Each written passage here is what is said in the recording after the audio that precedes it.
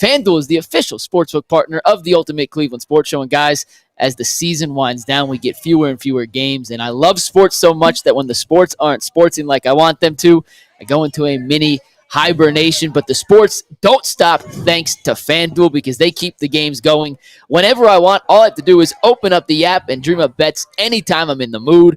And this summer, only this summer, FanDuel's hooking up all customers with a boost or bonus daily. That's right. There's something for everyone every day all summer long. So head over to FanDuel.com/UCSS and start making the most out of your summer. FanDuel, the official sports betting partner of Major League Baseball and the Ultimate Cleveland Sports Show. Quick correction, Mike. The Guardians, after the Padres, play the Tigers, not the White Sox. Tigers. I knew it was an AL Central opponent. Good. We get some revenge on them. Hopefully, yeah. G, I'm going to start with you on this one because it is your guy. It is Emoni Bates, Luke Travers, Jaylon Tyson, Craig Porter Jr., and DJ Burns. They got smoked in their Summer League debut against Orlando, and then they smoked the Milwaukee Bucks in their rebound performance. G, what have you liked so far from your guy, Emoni Bates? And then we'll talk about the rest of the guys who have made an early impression on this Cavs Summer League squad. Well, the first game, I just didn't like the overall intensity they came out with. Obviously a Summer League, but Craig Porter Jr. is a guy who I'm looking to take backup minutes, and a guy that's going to he received minutes at the big league level. So it's like, for me, I thought that was on him to have the guys out there with a different type of mindset and being ready to go. But the second game, I think that, Emoni Bates was he showed you something that a lot of people hadn't seen so far. And, people will say, we've seen him score the basketball. The first game he scored 20 points. Wasn't his most efficient work. Second game, I thought he was much more measured. I thought he had the ability to show his playmaking ability. He's not a guy who's shown the passing ability through a nice three-quarter court bounce pass for a dunk. He had a couple plays where late in the shot clock finds some guys cutting to the basket. I did like that. Mm-hmm. I did like that. Late finding guys. Because that hasn't been his strong point. Has not been part of his strong point. You can see the fact that he has gotten bigger. Has he? Yeah, about 20. Oh, he about 26. You can see it in his upper body. 26 pounds? 20. He's supposedly, yeah. He's bigger. Wow. Guys, I got to tell you, I'm going to be. He was wearing a backpack with lead weights in it. To me, there's no way he's 26 pounds bigger. To me, I thought he looked pretty much the same. I thought 20. 20 pounds on a frame like that. You got to think he's very. The thing about Emoni Bates is there hasn't been a lot of film on him. We didn't see him all that much in the NBA. We didn't see it all that much in the G League. There's some stuff in the G League, 5-6 games, but I thought he was markedly bigger in terms of his force. And so the thing with me is, it's about evolution and expanding your game, right? Doing some different things, handling the ball, playing better defense, things like that, that'll get you on the court. I thought he did some other things, a couple more rebounds. All rebounds are created equally, but I thought it was a much better, more efficient game from Emoni Bates, and I like what Jaylon Tyson brought to the table as well. What did you think? He didn't look physically much different to me. I didn't notice much of a difference. I thought he played a good game yesterday. You know how I feel about Summer League. I don't read much into it. I told G I'm willing to give Bates an opportunity, and if they don't make any significant changes to the roster, which they may not at this point, outside of deep bench maybe he will have an opportunity. If the guy plays well enough, he gets an opportunity. We'll see. I just think it's so hard to take anything in Summer League and translate it to what it's going to mean in the NBA. It's so hard. I agree. I think Summer League is a lose-lose situation for guys like him, and here's why. If he goes out and scores 35, it's the Summer League. Right, yeah. If he goes 4 for 16 in 2 games from three-point range, which he has, it's Summer League. So I'm not going to read too much into it. However, to me, the beacon, the flashing red beacon is he was 2 of 8 and 2 of 8 from three-point range. This is a guy who I keep being told he's a shooter. Mm-hmm. And I don't see it. And I want to see it. To me, a shooter in a Summer League is knocking down 45% of his threes. There's more opportunity. There's more times for open shots. He's 2 of 8, 2 of 8. Mm-hmm. And that, to me, G, for him to get on the NBA roster, he needs to be 5 of 8, 4 of 8. Well, here's what it might come back. It might turn around that way, but right now I'm not seeing it. Here's what I will say about this. Listen, when one of the things that I've seen him do much better is the catch and shoot. The catch and shoot, I thought the release looks a lot better. I think the release is quicker. And the thing about, this is a make or miss league. Sometimes you're going to make it, sometimes you're going to miss. I saw Sam Merrill miss the whole second half of the season, but he was hot in the first half. And the thing about Emoni Bates is what we got to understand. Until you get the opportunity to play with guys that are bona fide NBA players, right, around you, not G League guys, that's when you'll be able to evaluate his game. Well, the problem with that, G, is he'll also then be facing elite NBA defenders. There it is. Which he's not seeing now. And so here's the thing. You want to earn the right?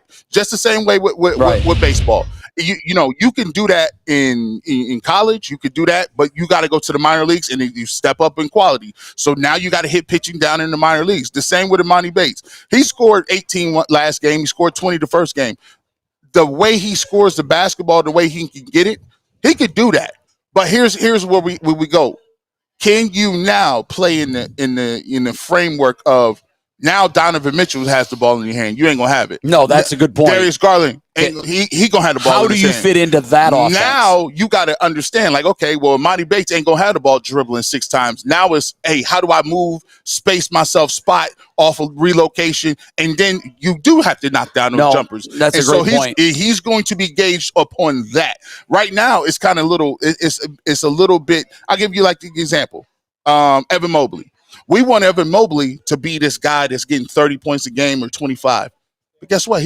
When he's on the court, he doesn't have the ball. Right. If you want him to be that, you have to give them the opportunity to show and that takes away opportunity from the guys that you know are going to fill it up. So I also didn't think, speaking of which, when Austin Carr was here, I didn't get the sense he thought that he was confident in the shooting, when he's being defended. No, he was pretty clear on it. He said when he's open, he can make shots. He's proven that. But I don't know when he gets hands in his face that he's ever going to be the guy we want him to be. Yeah. It was a good pickup on you because I thought the same thing. It feels like, unfortunately, that the Cavs are stuck in this spot where they're good, probably not good enough to win a championship. But no, they're not. They're still a missing link. It's just, it's going to be, and that's going to be hard to find that missing link. And that's the part. A lot of people say, well, listen, you're just high on Emoni Bates per se. No, the reason I go so hard at it is because the Cavs are in a unique situation. They don't have the assets. They don't have the flexibility. So instead of you sitting here, we can all complain about they not having assets and flexibility. You have to turn yourself into a team or organization that does kind of like the Guardians. We know the way we have to get talent. And to do that, we got to develop.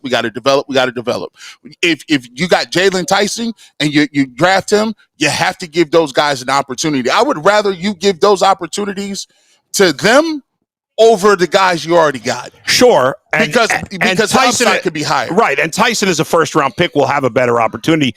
I think with the new coaching staff, maybe Bates gets an opportunity, but if he doesn't, it's because they don't think he's good enough, ultimately. Yeah, he has to show it, and that's the great thing about coaching, right? Yeah. You may be on a roster, and every time you get a new coach, it's a new perspective, right? Yeah. A coach may not like your skill set, but another coach may like where you at. He gets an opportunity to show what he can do in front of a new coach and in front of a guy who does develop players. I will say this, opportunity is usually the biggest key between somebody really making it and somebody that just falls through the cracks. You got to get an opportunity. But to Bull's point, sometimes guys don't get opportunity because when they do have coaching staff's eyeballs on them, they just don't show and flash the things that they think even warrants an opportunity. This is his chance now with a new coach to show it. I agree with that. Yeah. I don't want to be disrespectful here. I don't, because I'm rooting for Emoni Bates. I think he's a great story. And I do think there is a world where he can be a contributor. But this is going to sound disrespectful. I get an and one vibe when I watch him. Am I wrong? That he's more of a street player than an NBA player. That he's more of a street player, and he's the guy that if you go to a pickup game at a city park somewhere, he's the guy that's going to flash and be like, oh, my God, the guy's athletic, he's a playmaker, he's a scorer. But when you put him in the confines of a system where there are role fills that we need, I don't know that he's ever going to be as good. And to me, there's an and one feel to him. And I hope I'm wrong, and I do not mean to be disrespectful. I will say this. Listen, if you need a couple dudes that can get you buckets. See, there's a misconception that you got a bunch of role guys and they can do it. I've seen the Ty Jeromes of the world. I've seen the George Niangs of the world, Max Strus of the world. Those guys do fill roles as well, but you can't have a whole team full of them. You can't have the Dean Wades like that. You do need a guy that is a Jamal Crawford that can come in and give you 12. Right. But is he capable of that? If he became that, I'd be great. Thrilled if he became Jamal Crawford. You got to have a couple of guys that give you some flair and give you something that can. Because here's the thing. When the Cavs had all the chips down, and they needed 2 or 3 dudes to get them some points when their main stars was out, we were looking around. We were. But I don't know that Emoni's the guy. Mike, I know you're not on headset. If you could throw it on real quick. Yeah. I want your reaction to my and one there you go. comment. Am I completely in another world by making that comment? No, we've said it before. Emoni, when he was drafted and everything we've seen from Emoni, he's more of a hooper than a basketball player right now. And if you know, you know. And if you don't, I guess calling it and one is a close enough comparison. To me, it sounds disrespectful, but I always respected that. Yeah, I mean, there have been good NBA set for that. There have been good NBA players who are hoopers. Jamal Crawford, I heard you mention. Lou Williams. Yeah. They're all within the same mold. I heard you mention earlier with Emoni Bates. I forget who said this, but I heard this over the weekend. Emoni Bates on the Cavs' current NBA roster needs to be a role player. But his game doesn't necessarily have role player game to it, and that's the question. It's the conundrum. And how do you figure out, okay, this guy might be more talented than what your traditional role player brings to the table, but does his talent and his skill set fit into what the Cavs need from that extra guy in the court alongside Donovan and Darius and Evan and Jarrett? Because, Mike, if you're not a role player, you're a star. Or you're not playing. Or you're at least like a regular contributor that needs to be there every night. Yes. Role players can take nights off. Role players do one thing that's niche, and you need that. And so let's go call up Max Strus. And he's got one thing that he's great at, particularly if he's used properly. I'm not sure how Emoni Bates, and I think that's what they're trying to do. They're trying to figure out what kind of peg is he and what kind of hole are they trying to fit him in. And I will say, the first Summer League game, there was nothing positive to take out of anyone's performance. They got smoked on Sunday. Everyone played well. And the Cavs are clearly putting the ball in Emoni Bates' hands in Summer League to see, okay, we're going to run pick and rolls for you. We're going to run some action. How do you do? And how's your vision? And I thought G mentioned it. He made a couple really nice passes in yesterday's game. Yeah, I did. I thought that stood out. And it's Summer League. Just like I'm not going to crush him for playing not that great in the first game, just like everyone else did. It doesn't quantify like, oh my God, he's ready right now because he played well. Sure. The guy who popped off the screen to me was Luke Travers. Really? I thought he played well too. He fits. And I'm not sure if it translates when the athleticism takes a massive jump from Summer League to NBA level, and that's the real question.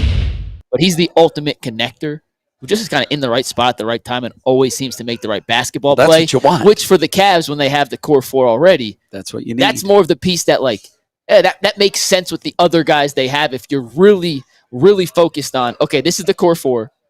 This is how we enhance it. A guy like Luke Travers helps bring everyone together more than a guy like Emoni Bates right now. It doesn't mean he can't get there, and Emoni Bates has a higher ceiling than Luke Travers, but based on their current play style right now, he's the guy I could see being a more seamless slide into the actual rotation. I like the fact that Pete Nance seems to be knocking down the jumper a little more. He's made a couple of threes.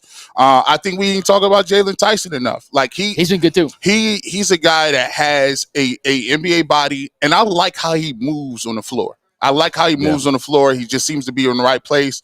He's physical. He's knocked down some different, some threes. He looks big too, by the way. He's big. So, listen, you're going to get an opportunity. It's all about working on your areas of opportunity. It's not about doing what you do best. In Summer League, you got to work on the areas that you have not been working on.